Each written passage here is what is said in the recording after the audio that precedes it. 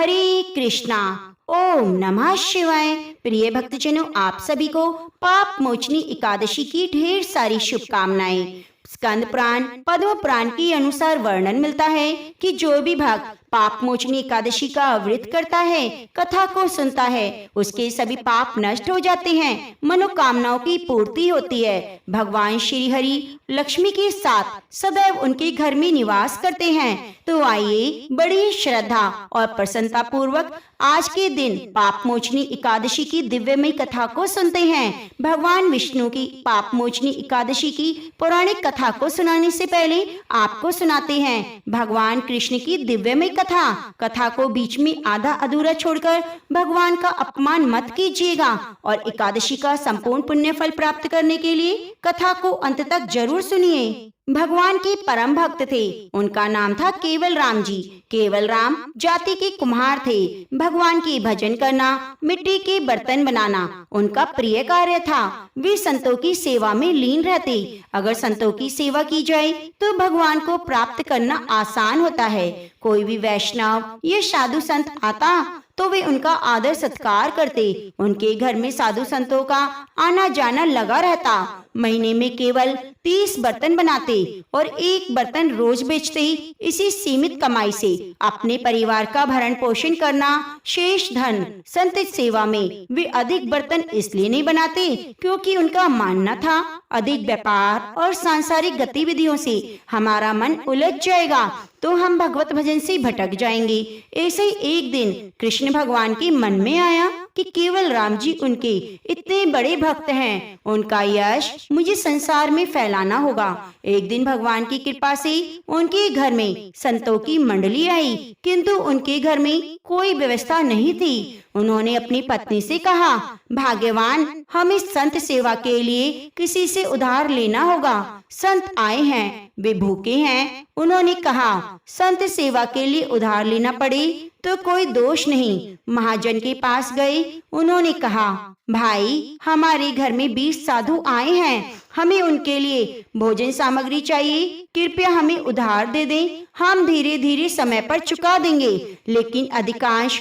सभी ने मना कर दिया कि यह गरीब कुम्हार है। लेकिन एक चतुर महाजन ने कहा, अगर तुम मेरा एक काम करोगे तो मैं तुम्हें जितनी सामग्री चाहिए दे दूंगा।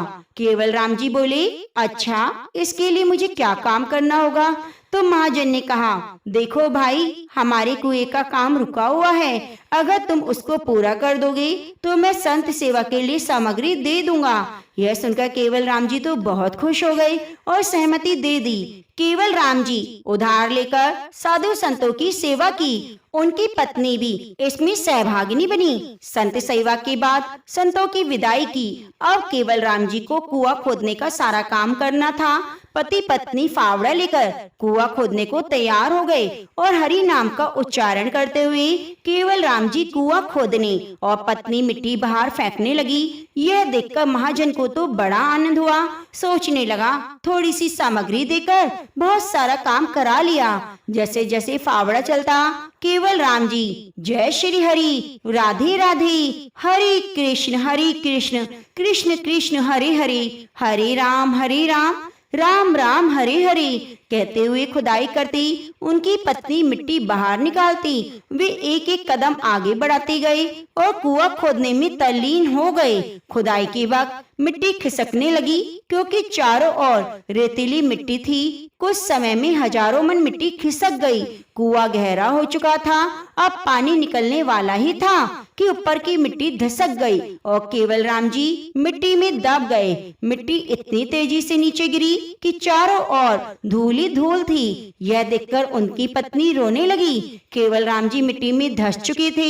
मिट्टी से पूरा कुआं भर चुका था। उनकी रोने पुकारने की आवाज सुनकर बहुत सारे लोग इकट्ठे हो गए। सभी ने उनकी पत्नी को धीर बंधाया।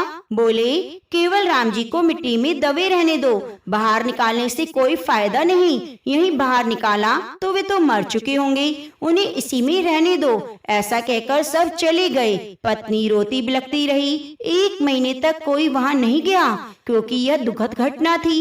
केवल राम जी की पत्नी रोज आती, रोती और फिर घर चली जाती। एक दिन कुछ संत महात्मा वहां से गुजर रहे थे। कुछ कुछ लोगों ने ध्वनि सुनी। उन्हें आवाज आ रही थी, हरे राम हरे कृष्ण। यह ध्वनि बड़ी आनंददायक थी। यह कोई साधारण ध्वनि नहीं थी, गहन ऊर्जा से भरी हुई थी। उन्होंने सुना मृदंग करताल की ध्वनि भी आ रही है। उसी समय वहां से राजा गुजरा। उन्होंने वहां की भीड़ को देखकर पूछा, यहाँ क्या हो रहा है? तो लोगों ने बताया, यह स्थान वह है जहाँ केवल राम जी खुदाई करते समय कुएं की मिट्टी में दबकर मर गए। यह सुनते ही राजा ने आदेश दिया, कुएं की खुदाई करवाई जाए। लोगों ने कहा, इतनी गहरी मिट्टी के नीचे कोई कैसे जीवित रह सकता है? लेकिन भगवान का नाम कीर्तन साफ सुनाई दे रहा था। जब मिट्टी हटाई गई तो गुफा जैसी संरचना दिखाई दी। प्रभु की महिमा तो देखिए, मिट्टी के नीचे तक नहीं गिरी बल्कि ऊपर ही रुक गई। ये एक चमत्कार था। सभी ने देखा केवल राम जी ध्यान मुद्रा में बैठे हुए हैं और जोर जोर से जाप कर रहे हैं। उनके पास सुंदर थाल में भोजन रखा है, जल का घड़ा रखा हुआ है। भगवान की दिव्यमय प्रतिमा विराजमान थी। अब प्रश्न यह था कि वह भोजन पानी कैसे आया? जरा सोचिए, जब किसी लिफ्ट में बिजली चली जाए तो कितनी घबराहट होती है। लेकिन यह भक्त तो गहरे अंधकार कुएं में भी ऐसे आनंद मग्न बैठा था। यह उनकी अटूट भक्ति और श्रद्धा का ही परिणाम था। उन्हें किसी भी प्रकार की घबराहट नहीं हुई। सच्चे भक्तों की रक्षा भगवान स्वयं करते हैं। जब खुदाई पूरी हुई तो लोगों ने देखा केवल राम जी सुरक्षित थे, स्वस्थ थे। उनके पास जल और भोजन की व्यवस्था थी। दूर दूर से लोग उनसे मिलने आ रहे थे। भगवान की कृपा से दूर दूर तक केवल राम जी के नाम की महिमा फैल गई। यह नाम जप की ही महिमा थी। नाम जप से भगवान को प्राप्त किया जा सकता है। प्रिय भक्तजनों, यदि हमारी भक्ति श्रद्धा सच्ची है तो भगवान को प्राप्त किया जा सकता है। तो प्रेम से बोलिए, एकादशी माता की जय। प्रिय भक्तजनों, अब आइए सुनते हैं एकादशी माता की कथा और इसके बाद सुनेंगे पाप मोचनी एकादशी की पौराणिक कथा। एक बार एक बूढ़ी माँ ने एकादशी का व्रत रखा। बड़ा ही भक्ति भाव से पूजा अर्चना की। उन्हें वृद्ध अवस्था में क्या बाधा थी तो वे अपने पुत्र पौत्रों की सुख सुविधा के लिए व्रत रखने लगी। वे दिन भर तो जरा कठोर मन करके अपनी प्यास को रोके रही। दिन में पूजा पाठ किया, कथा कहानी सुनी। पंडित जी को मिट्टी के पात्र में भर भर कर पानी और ऋतुफल दान में दिए। दोना भर भर कर बूरा शक्कर वितरण किया। उन्हें गर्मी के कारण बहुत बेचैनी हो रही थी। इस कारण से बड़ी देर तक पानी में पड़ी रही। पानी की कुल्ला करती रही, मुंह धोती रही। तब कहीं थोड़ा धीर बंद पाया। धूप तो तेज पड़ रही थी, इस कारण बार बार मुंह भी सूख रहा था। बूढ़ी माँ बहुत बेचैन हो रही थी। एक बुढ़ापा, दूसरा भयंकर गर्मी। वृद्ध अवस्था की स्थिति तो कुछ दूसरी होती है। जैसे जैसे रोध होकर दिन कट गया। अब पहाड़ सी काली रात सामने थी। उसका कटना बड़ा ही कठिन दिखाई दे रहा था। खटिया पर पड़े शांति नहीं मिल रही थी। बार बार करवट बदल रही थी। अनेक बार वे बाहर जाती फिर भीतर आती। उनके घर के अंदर शांति नहीं थी। वे पड़ी पड़ी एकादशी माता का स्मरण करती रही, कहती रही, हे माता, आप मेरी लाज रखिएगा। आप ही मुझे शक्ति दीजिएगा जिससे मैं भली भांति आपका व्रत रख सकूं। ये पहाड़ सी रात शांति पूर्वक व्यतीत हो सके। प्यास के कारण बूढ़ी माँ की बेचैनी तो बढ़ रही थी। उन्होंने धैर्य रखने का बहुत प्रयास किया, किंतु सहनशीलता की सीमा टूट गई और वे घबराकर एकदम चिल्ला पड़ी। बोली, बचाओ बचाओ। अम्मा का चिल्लाना सुनकर परिवार भर के नर नारी, बच्चे, पड़ोसी एकत्रित होकर बूढ़ी अम्मा की खटिया के समीप पहुंच गए। सबने पूछा, अम्मा जी, आपको क्या हुआ? आप क्यों चिल्ला रही हैं? आप इस वृद्ध अवस्था में यह कठिन व्रत क्यों करती हैं? अम्मा जी, शक्ति से ही भक्ति होती है। थोड़ी ही देर में वे फिर से बोली, अरे हमारे तो प्राण निकले जा रहे हैं। मेरी छाती पर ठंडे पानी का घड़ा रख दो। नातियों ने दादी की छाती पर ठंडे पानी का पात्र रख दिया। तब कहीं उन्हें थोड़ा आराम मिला। थोड़ी देर बाद उन्होंने अपनी आंखें बंद कर ली। एकादशी माता ने सोचा, ये बूढ़ी अम्मा है, बहुत कठोर, जरा जाकर इसकी परीक्षा लूं। वे आधी रात को मुर्गा बनकर टेर लगाने लगी। मुर्गे की आवाज सुनकर दादी माँ जल्दी से उठी। बाहर जाकर आसमान देखा, किंतु आसमान में कहीं भी प्रातःकालीन तारा दिखाई नहीं दिया। वे सोचने लगी, यह मुर्गा क्यों और कैसे बोल गया। उन्हें प्यास तो लग रही थी। थोड़ा उनका मन भी विचलित होने लगा, किंतु अंत में उन्होंने निश्चय किया, अब मैं इस व्रत को पूर्ण करके ही छोड़ूंगी, चाहे मेरे प्राण निकल जाएं। यह सोचकर वे फिर से खटिया पर स्थिर होकर लेट गई। थोड़ी ही देर में एकादशी माता ने उनकी फिर से परीक्षा लेनी चाहिए। एक छोटी सी बालिका एक गिलास में शरबत लेकर उनके सिरहाने खड़ी हो गई और जोर से बोली, दादी जी, सवेरा हो गया, हाथ मुंह धो लो, शरबत पी लो। पहले तो शरबत का गिलास देखकर उसका मन ललचा गया, किंतु अचानक व्रत का स्मरण हो आया। उन्होंने सोचा, मैं किसी भी प्रकार से अभी शरबत नहीं पी सकती। वे शांति पूर्वक खटिया पर लेट गई। फिर थोड़ी ही देर में उन्हें ऐसे लगा जैसे किसी ने उन्हें पानी के कुएं में पटक दिया हो। वे थोड़ी देर तक उस कुएं में हाथ पांव चलाती रही, किंतु उन्होंने अपने मुंह में पानी की एक बूंद भी नहीं जाने दी और वे दृढ़ता पूर्वक अपना व्रत पालती रही। थोड़ी देर में न जाने सामने आग जलने लगी, जिससे भारी गर्मी बढ़ने लगी। प्यास के कारण प्राण निकलने लगे, किंतु बूढ़ी अम्मा का कोई कुछ नहीं बिगाड़ पाया। वे जहाँ की तहाँ मुस्कुराती हुई बैठी रही। थोड़ी ही देर में बाहर प्रकाश दिखाई देने लगा। ऐसे लगा सवेरा हो गया। बूढ़ी अम्मा ने बाहर निकलकर देखा तो समझ गई, अभी सवेरा होने में 3-4 घंटे की देरी है। यह जानकर वे शांति पूर्वक इधर उधर घूमने फिरने लगी। एकादशी माता यह बात अच्छी तरह समझ गई। यह बूढ़ी अम्मा किसी भी प्रकार से अपने व्रत से नहीं टल सकती। वे उनके सत्य व्रत को अच्छी तरह से समझ गई। सवेरा होते ही बूढ़ी माता ने स्नान किया, भगवान का पूजन पाठ किया, एकादशी माता की कथा सुनी, ब्राह्मणों को दक्षिणा देकर भोजन कराया। तब कहीं उन्होंने जल ग्रहण किया। कन्याओं को भोजन कराने के बाद अम्मा ने स्वयं भी भोजन किया। उस श्रेष्ठ व्रत के प्रताप से बूढ़ी अम्मा की आयु में वृद्धि हो गई।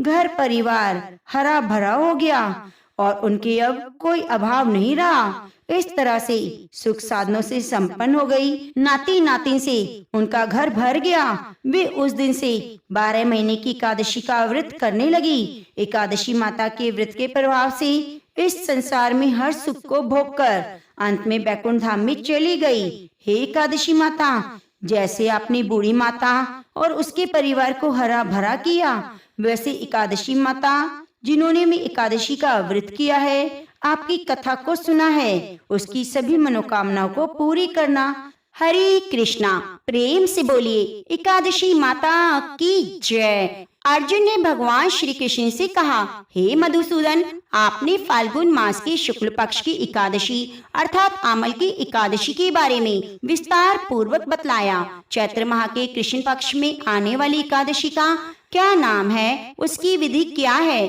कृपया कर आप मेरी बढ़ती हुई जिज्ञासा को शांत कीजिए। भगवान श्री कृष्ण ने कहा, हे अर्जुन, चैत्र माह के कृष्ण पक्ष की एकादशी को पाप मोचनी एकादशी के नाम से जाना जाता है। एक बार की बात है, पृथ्वीपति राजा मानधाता ने लोमस ऋषि से यही प्रश्न किया था जो तुमने मुझसे किया है। अतः जो कुछ भी ऋषि लोमस ने राजा मानधाता को बतलाया वही मैं तुम्हें बतलाता हूँ। राजा मानधाता ने महर्षि से पूछा, हे ऋषि श्रेष्ठ, मनुष्य के पापों का मोचन किस प्रकार संभव है? कृपया कोई सरल उपाय बताएं जिससे सभी को सहज में ही पापों से छुटकारा मिल जाए। महर्षि लोमस ने कहा, हे नृपति, चैत्र माह के कृष्ण पक्ष की एकादशी का नाम पाप मोचनी एकादशी है। उसके व्रत के प्रभाव से मनुष्यों के अनेक पाप नष्ट हो जाते हैं। मैं तुम्हें इस व्रत की कथा सुनाता हूँ, ध्यान पूर्वक सुनो। प्राचीन समय में चैत्र रथ नाम का एक वन था। उसमें अप्सराएं किन्नरों के साथ विहार करती थीं। वहाँ सदैव वसंत का मौसम रहता, अर्थात उस जगह सदा नाना प्रकार के पुष्प खिले रहते। कभी गंधर्व कन्याएं विहार किया करती, कभी देवेंद्र अन्य देवताओं के साथ क्रीड़ा किया करते। उसी वन में मेधावी नाम के एक ऋषि भी तपस्या में लीन थे। वे शिव भक्त थे। एक दिन मंजू घोषा नाम की एक अप्सरा ने उनको मोहित कर उनकी निकटता का लाभ उठाने की चेष्टा की। इसलिए वे कुछ दूरी पर बैठकर बीना बजाकर मधुर स्वर में गाने लगी। उसी समय शिव भक्त महर्षि मेधावी को कामदेव भी जीतने का प्रयास करने लगे। कामदेव ने उस सुंदर अप्सरा के भ्रू का धनुष बनाया, कटाक्ष को उनकी प्रत्यंशा बनाया और नेत्रों को मंजू घोषा अप्सरा का सेनापति बनाया। इस तरह कामदेव अपने शत्रु भक्त को जीतने को तैयार हुआ। उस समय महर्षि भी युवा अवस्था में थे और बहुत ही सुडौल शरीर के थे। उन्होंने यज्ञोपवीत और दंड धारण कर रखा था। वे दूसरे कामदेव के समान प्रतीत हो रहे थे। उस मुनि को देखकर कामदेव के वश में हुई मंजू घोषा ने धीरे धीरे मधुर वाणी से वीणा पर गायन शुरू किया तो महर्षि मेधावी भी मंजू घोषा के मधुर गाने पर और उनके सौंदर्य पर मोहित हो गए। ये अप्सरा मेधावी मुनि को कामदेव से पीड़ित जानकर उनसे आलिंगन करने लगी। महर्षि मेधावी उनके सौंदर्य पर मोहित होकर शिव रहस्य को भूल गए और काम के वशीभूत होकर उनके साथ रमण करने लगे। काम के वशीभूत होने के कारण मुनि को उस समय दिन रात का कुछ भी ज्ञान ना रहा और काफी समय तक रमण करते रहे। उसके बाद मंजू घोषा उस मुनि से बोली, हे ऋषिवर, अब मुझे बहुत समय हो गया, अतः स्वर्ग जाने की आज्ञा दीजिए। अप्सरा की बात सुनकर ऋषि ने कहा, हे मोहिनी, संध्या को तो आई हो, प्रातः काल होने पर चली जाना। ऋषि के ऐसे वचनों को सुनकर अप्सरा उनके साथ रमण करने लगी। इसी प्रकार दोनों ने बहुत समय साथ में बिताया। मंजू घोषा ने एक दिन ऋषि से कहा, हे विप्र, अब आप मुझे स्वर्ग जाने की आज्ञा दीजिए। मुनि ने इस बार भी यही कहा, हे रूपसी, अभी ज्यादा समय नहीं हुआ, कुछ समय और रुको। मुनि की बात सुन अप्सरा ने कहा, हे ऋषिवर, आपकी रात तो बहुत लंबी है, आप स्वयं ही सोचिए, मुझे आपके पास आए हुए कितना समय हो गया, अब और ज्यादा समय तक ठहरना क्या उचित है? अप्सरा की बात सुन मुनि को समय का बोध हुआ। वह गंभीरता पूर्वक विचार करने लगे। उन्हें समय का ज्ञात हुआ। उन्हें रमण करते हुए 57 वर्ष व्यतीत हो चुके थे तो उस अप्सरा को वे काल रूप समझने लगे। इतना ज्यादा समय भोग विलास में व्यर्थ चला जाने पर उन्हें बड़ा क्रोध आया। अब भयंकर क्रोध में जलते हुए तप नाश करने वाली अप्सरा की तरफ भ्रुकुटी तानकर देखने लगे। क्रोध में उनकी अधर कांपने लगे, इंद्रियां बेकाबू होने लगी। क्रोध में थर्राते हुए स्वर में मुनि ने उस अप्सरा से कहा, मेरे तप को नष्ट करने वाली दुष्टा, तू महापापिन और बहुत ही दुराचारिणी है, तुझे धिक्कार है। अब तू मेरे श्राप से पिशाचिनी बन जा। मुनि के क्रोध युक्त श्राप से वे अप्सरा पिशाचिनी बन गई। यह देखकर व्यथित होकर बोली, हे ऋषिवर, आप मुझ पर क्रोध त्याग कर प्रसन्न होइए और कृपया करके बताइए कि इस श्राप का निवारण किस प्रकार होगा। विद्वानों ने कहा है, साधुओं की संगत अच्छा फल देने वाली होती है और आपके साथ तो मेरे बहुत वर्ष व्यतीत हुए हैं, अतः आप मुझ पर प्रसन्न होइए, अन्यथा लोग कहेंगे एक पुण्य आत्मा के साथ रहने पर मंजू घोषा को पिशाचिनी बनना पड़ा। मंजू घोषा की बात सुनकर मुनि को अपने क्रोध पर अत्यंत ग्लानि हुई और साथ ही अपनी अपकीर्ति का भी भय हुआ। अतः पिशाचिनी बनी मंजू घोषा से मुनि ने कहा, तूने मेरा बड़ा बुरा किया है, परंतु फिर भी मैं तुझे श्राप से मुक्ति का उपाय बताता हूँ। चैत्र मास के कृष्ण पक्ष की जो एकादशी आती है उसका नाम पाप मोचनी है। उस एकादशी का उपवास करने से तेरी पिशाचिनी देह से मुक्ति हो जाएगी। ऐसा कहकर मुनि ने उसको व्रत का सब विधान बता दिया। फिर अपने पापों का प्रायश्चित करने के लिए वे पिता च्वयन ऋषि के पास गए। च्वयन ऋषि ने अपने पुत्र मेधावी को देखकर कहा, हे पुत्र, ऐसा क्या किया तूने कि तेरे सभी तप नष्ट हो गए हैं, जिससे तुम्हारा समस्त तेज मलिन हो गया है? मेधावी मुनि ने लज्जा से अपना सिर झुकाकर कहा, पिताजी, मैंने एक अप्सरा के साथ रमण करके बहुत बड़ा पाप किया है। इसी पाप के कारण मेरा सारा तेज और तप नष्ट हो गए हैं। कृपया करके इस पाप से छूटने का उपाय बताएं। ऋषि ने कहा, हे पुत्र, तुम चैत्र माह के कृष्ण पक्ष की पाप मोचनी एकादशी का विधि पूर्वक भक्ति पूर्वक उपवास करो, इससे तुम्हारे सभी पाप नष्ट हो जाएंगे। अपने पिता च्यवन ऋषि के वचनों को सुनकर मेधावी मुनि ने पाप मोचनी एकादशी का विधि पूर्वक व्रत किया। उसके प्रभाव से सभी पाप नष्ट हो गए। मंजू घोषा अप्सरा भी पाप मोचनी एकादशी का उपवास करने से पिशाचिनी देह से मुक्त हो गई और सुंदर अप्सरा बन गई और स्वर्गलोक में चली गई। लोमश मुनि ने कहा, हे राजन, इस पाप मोचनी एकादशी के प्रभाव से सभी पाप नष्ट हो जाते हैं। इस एकादशी की कथा के श्रवण और पठन से 1000 गोदान का फल प्राप्त होता है। इस उपवास को करने से ब्रह्म हत्या करने वाले, स्वर्ण चुराने वाले, मद्यपान करने वाले, अगम्य रमन करने वाले सभी पाप नष्ट हो जाते हैं। एक बार एक बूढ़ी माई थी जो प्रत्येक एकादशी को श्रद्धा के साथ तुलसी माता की पूजा करती, एकादशी का उपवास करती, नियमित रूप से तुलसी माता को जल से सींचा करती। तुलसी माता में गहरी श्रद्धा थी। वे जब भी तुलसी जी को सींचते समय तुलसी माता से कहती, हे तुलसी माता, सत की दाता, मैं तेरा बिरवा सींचती हूँ, मुझे बहू दे, पीले रंग की धोती दे, मीठा मीठा घास दे, बैकुंठ में बास दे, अच्छी मौत दे, चंदन की काठ दे, अच्छा राज दे, खाने को दाल भात दे, 11 के दिन भगवान श्री कृष्ण का कांधा दे। बुढ़िया माई की यह बातें सुन सुनकर तुलसी माता सूखने लगी। तुलसी माता को यूं सूखते देखकर भगवान कृष्ण ने पूछा, तुलसी, तुम प्रतिदिन क्यों सूखती जा रही हो? तब तुलसी माता ने कहा, बस मेरे मन की बात मत पूछो। भगवान कृष्ण ने कहा, मैं नहीं पूछूंगा तो फिर कौन पूछेगा?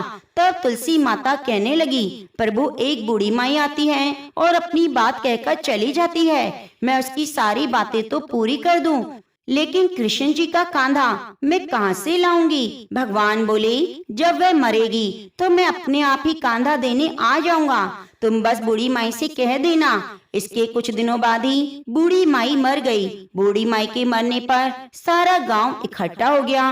गांव वाले जब उसका अंतिम संस्कार करने के लिए उन्हें अर्थी पर उठाने लगे तो वे बहुत भारी हो गई, जिस कारण उनकी अर्थी बिल्कुल भी नहीं हिल रही थी। सभी बोले, यह तो बहुत पूजा पाठ करती थी, कोई पाप नहीं किया, फिर भी इतनी भारी कैसे हो गई? तभी वहाँ बूढ़े ब्राह्मण के वेश में भगवान कृष्ण आए और बोले, भाइयों, यह भीड़ कैसी है? तब गांव वालों ने बताया, एक बूढ़ी माई मर गई है और वह इतनी पापिन थी कि उसकी अर्थी तो उठ ही नहीं रही, वे बहुत भारी हो गई है। ब्राह्मण रूपधारी भगवान कृष्ण बोले, मुझे इसके कान में कुछ कहने दो, फिर यह उठ जाएगी। तब गांव वालों के कहने पर भगवान कृष्ण बूढ़ी माई के कान के पास जाकर उसके कान में बोले, हे माई, तू अपने मन की बात कर ले, पीताम्बर की धोती ले, मीठा मीठा घास ले, वैकुंठ में बास ले, चटके की चाल ले, चंदन की काठ ले, झालर की झिनकार ले,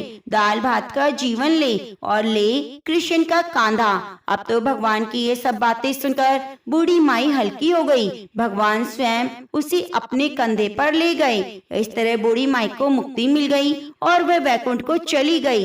हे तुलसी माता, जैसे आपने इस बूढ़ी माई की मुक्ति करी वैसे सभी की करना। जैसे भगवान ने उन्हें कांधा दिया वैसे हमें भी देना। तो प्रेम से बोलिए, कृष्ण भगवान की जय। इस कहानी को सीता माता कहती थी और प्रभु श्री राम सुना करते थे।